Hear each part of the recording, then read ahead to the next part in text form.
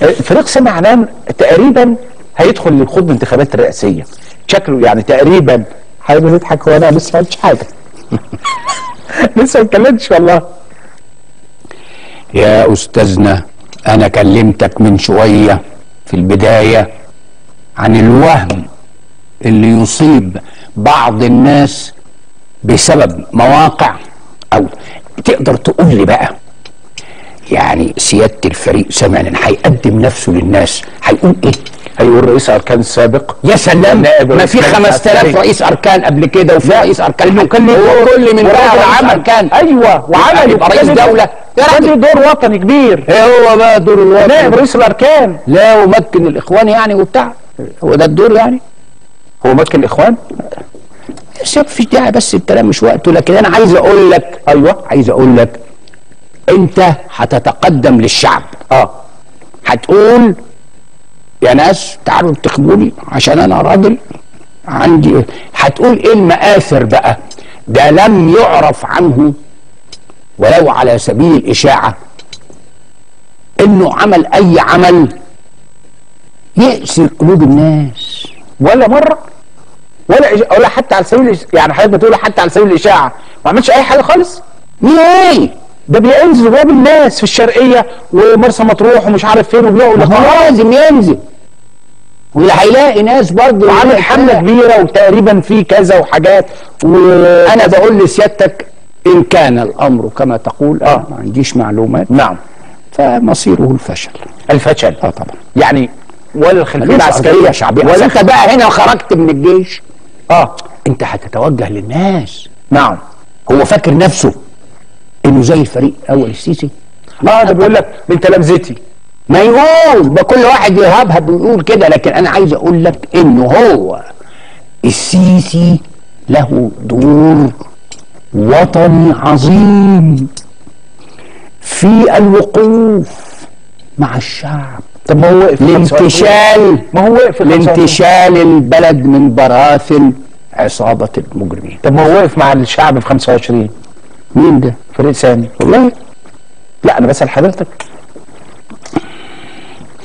طيب خلاص روح انتخبه انت. لا انا مش هنتخبه.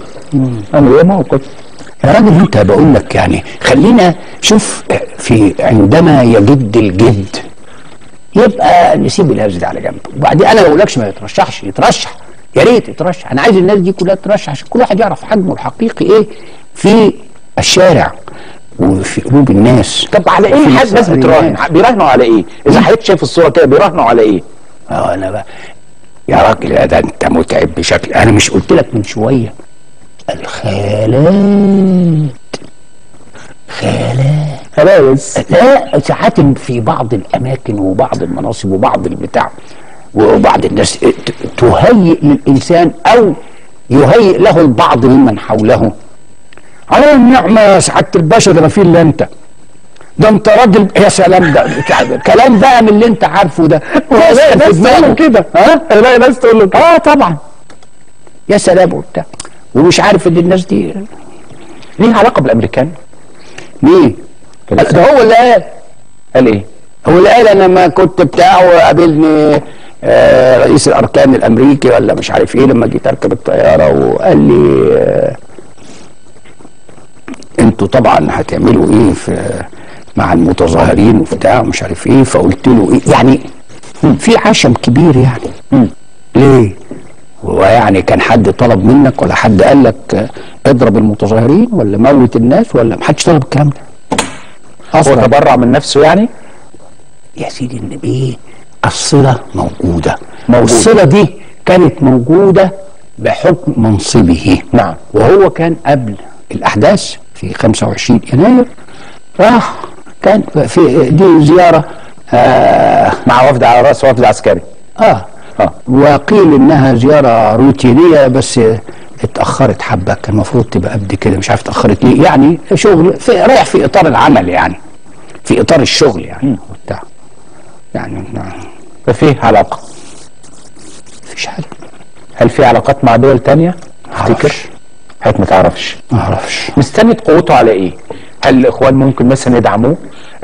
مثلا يعني هو في في بعض، انا بقعد اقرا بعض الناس وبعض الناس بتتكلم وبتاع، بيقولوا انه هو يعني هيطالب بقى بالدين اللي في رقبه هؤلاء اللي هم يعني كان شايلهم. ايوه عايز اعرف. عايز يشيلوه بقى. انا عايز اعرف والناس عايزه تعرف. حضرتك بتكلمني عن الغلط وانا ما اعرفش. يشيلهم ويشيلوه، يعني يشيلهم ويشيلوه، يعني هو خدمهم يا سيدي لما كان في السلطه وفي موقع يماثل موقع نائب رئيس الجمهوريه، لكن كان هو المتصرف الفعلي. ثم اتمكنوا حقيقة. هم لما اتمكنوا التهموه من ضمن اللي تم التهامهم عند ربنا بقى. انت واخد بالك ازاي؟ فهو الان يطالب بانهم يردوا له الجميل بقى. ايه الجميل اللي عمله معاهم؟ ايه اللي عمل معاهم؟ مكنهم. مكنهم. ده كلام حضرتك بتقول؟ انا بقول لك على مسؤوليتي. مكنهم ازاي؟ ده انا رايي كده وعندي. نعم رئيس الاركان في الوقت ده. ايه زعلان من ايه؟ مكنهم. ايه الدليل اللي عندك؟ وريحهم. ايه الدليل؟ اخر راحه. ايه الدليل برضه؟ واتعمل لهم حزب. ايه الدليل برضه؟ ايه الادله؟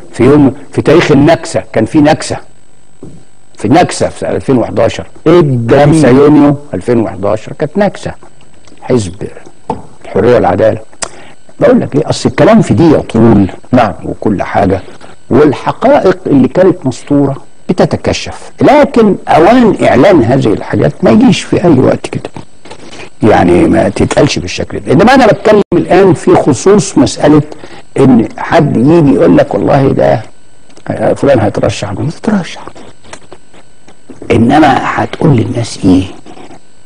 انت لم تتقلد اي منصب غير منصب عسكري، وهو انك كنت رئيس اركان حرب القوات المسلحه. واللي كان عاملك رئيس اركان حرب القوات المسلحه هو حسني مبارك. كان يقدر يشيلك في اي وقت. يعني دور عادي جدا كأي ضابط كبير. الرئيس الاسبق بيقول عليه ايه؟ الرئيس الاسبق ما بيتكلمش في المسائل، ما بيتكلمش في الامور دي. هو